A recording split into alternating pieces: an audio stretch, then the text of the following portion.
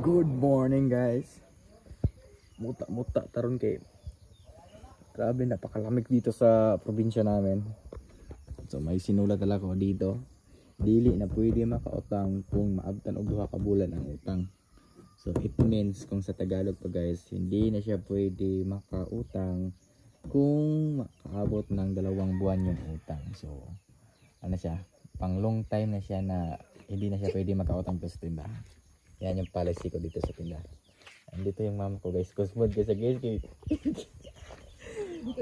Di pa pangumpay siya. Pero ngayon pupunta ako dun sa may manok. Hala, abot mo ka dali. Abot mo ka dali ha? Ito yung breeding ko guys na sisiyo. Nakarating siya dito. Sumama ka mama. Huwag ka dito tek. Natubay ka kay Rhode Island, di ka maklaro kay Gnaw. Ha? Ikaw tabilan. So let's go. Balik tayo dun sa lungga mo. Ha? Kain ako ng aking mga alagang manok. Andun yung ilagay ko na sila dun lahat dun sa kulungan. So matagal ako hindi nakapag-vlog guys kasi may inahin akong alagaan kaso namatay yung mama food. Kaya back to zero na naman, mag-alaga ulit ng bake para gawing inahin. Pero ililipat ko na yung aking kulungan ng baboy dito sa dito sa may harap ng bahay. Ganda. Sa may kulungan ng manok. Then merong hinog na papaya. So kunin natin para ipakain natin sa aking mga alagang sisiyo. Bali ito yung kanilang morning vitamins. Morning vitamins. Okay. So dali guys. Makikirap ako. Matamis pa naman to. Itong klaseng papaya. Tignan yung sisiyo. Baka dumumi ito ba?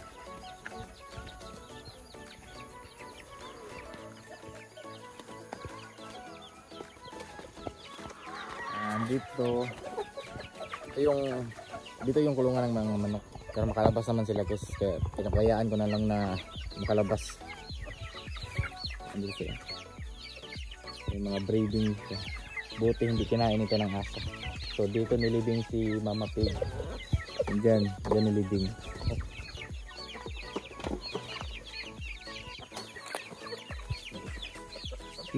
Hey. Kunin natin yung stand fan para makaayos tayong mag-vlog. Hindi na pala ni mama yung stand fan sa bahay. Walang stand fan dito.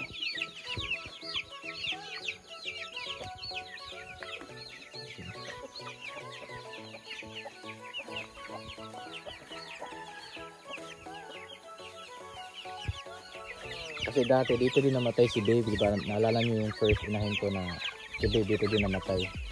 Kaya bala ko ilipat yung kulungan doon. Baka mayroong sumpa dito ba palaging namatay yung mga inahin.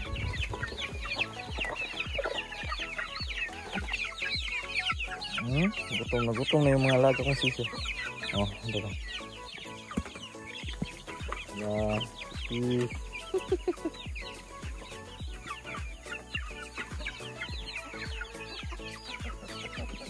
Grabe. Nahin lang.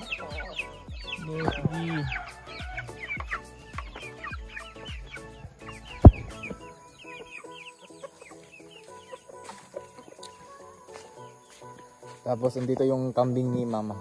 Nanganak yung kambing ni mama guys. Isa lang po yung anak. So itong kambing ito parang tomboy kasi hindi siya magpadede ng kanyang anak. Ito yung kanyang anak.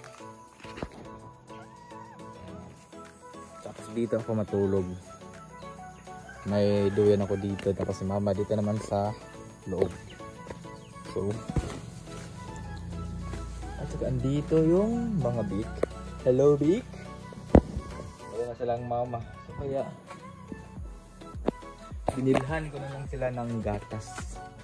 Mamaya bibili pa ako ng pagkain nila mamaya kasi naubusan na sila ng pagkain. So pull ko muna yung tripod ko dun para makapag-vlog tayo ng maayos. Dito pala yung tripod ko, dinala ni mama yung tripod ko dito sa bahay. Napakaganda po ng ating umaga ngayon. So ayun pala ito guys, so meron po akong ikwento sa inyo about sa sari-sari store. So 'di ba, nag sari-sari store ako guys. So syempre kahit maliit man yan yung kinikita sa sari-sari store, ang mahalaga meron kang makitang pera.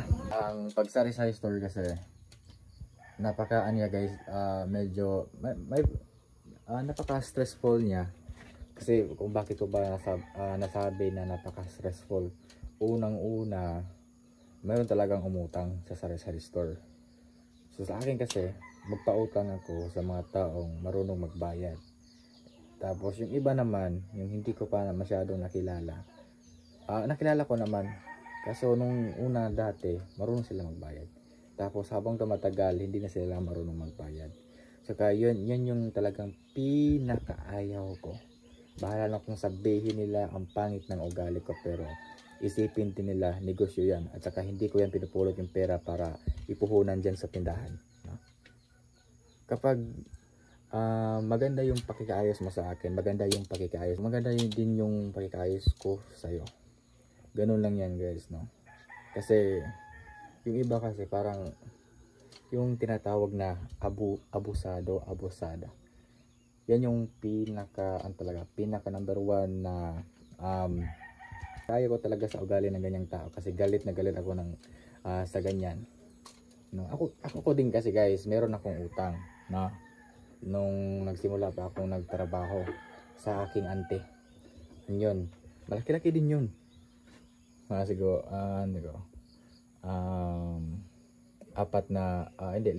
limang digit. Kaso nung pagtrabaho ko, gusto ko sana na yung ko ba, babayaran ko ng pakunti-kunti yung sa sweldo. Kaso sinabihan ko ng auntie ko na lang, kapag may lang ako, pag may enough money, pero babayaran ko din yun kasi hindi ko yung malilimutan. Nagpasalamat din ako sa auntie ko na pinautangan ko na para sa mga requirements ko dun sa pag-apply nung unang first work ko. So kaya ngayon nag-start na ako mag-work. Pero basta may inikaso lang ako ng konti guys. Then ayun nga, dahil sa sari-sari store, and then hindi talaga maiwasang umutang. Kaso yung mga taong yung ibang tao na sobrang tagal magbayad, kaya sinulatan ko dun sa harap ng bahay. So kaya ayun, once na umabot ang 2 buwan, hindi na ako talaga magpapautang. Kasi hindi ko din inuutang yung pagbayad ng permit sa aking tindahan. Yan ang tandaan ng aking mga mambibili. Kaya kung pinautang kita, pero marami ding salamat sa aking mga andin dito.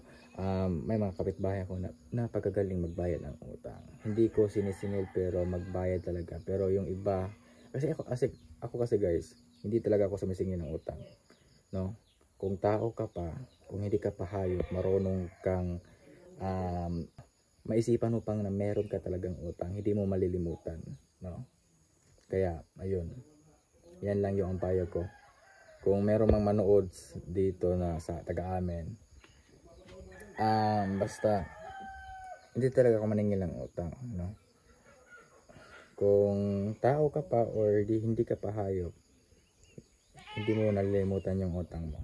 Kaya thank you din sa aking mga kapitbahay na marunong magbayad. Mag-chat lang sa akin na magbayad ako ngayon, okay lang, walang problema talaga sa akin yan guys.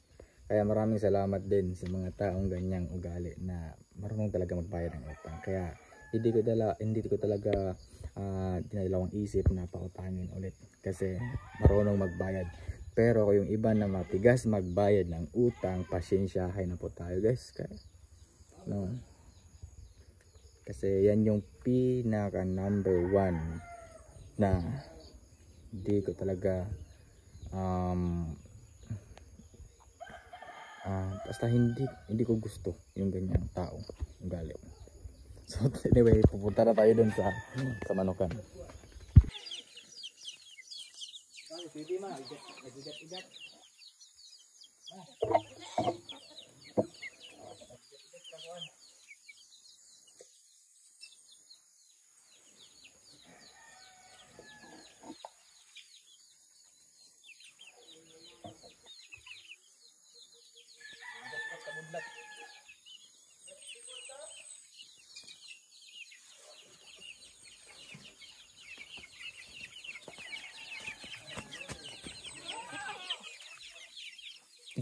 Ubos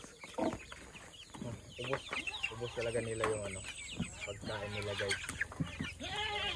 So, ito yung gawin ko.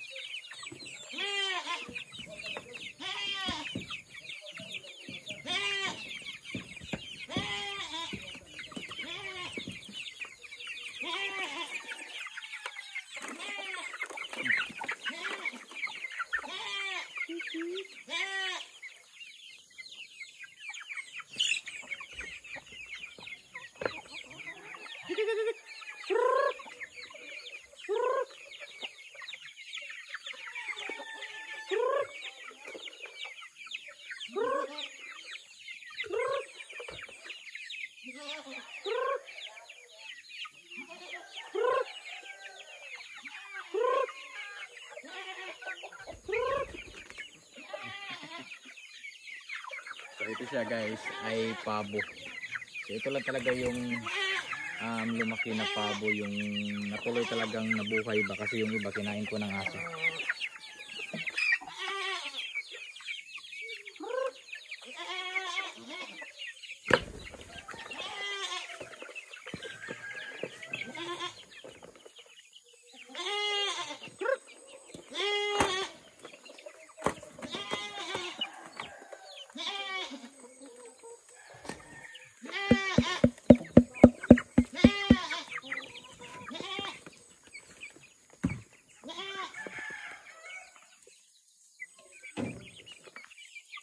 Meron din ako ditong sisiyo na kabago-bago pa lang siya.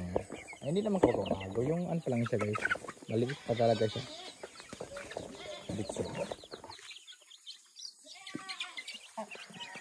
Hello, good morning.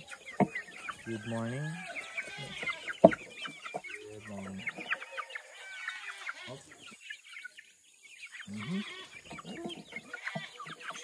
Mga yung guys, mga Rhode Island.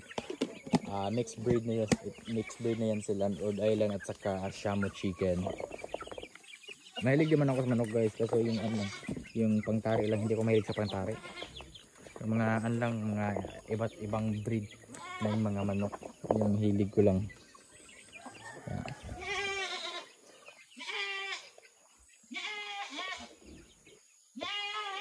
Maganda kasi dito na area, tinaniman talaga nila ni mama ng kahoy. Kaya nakikita nyo, talaga siya, hindi siya mainit kapag mayroon ng araw. So maraming siyang mga kahoy na nakatayo. Ayan.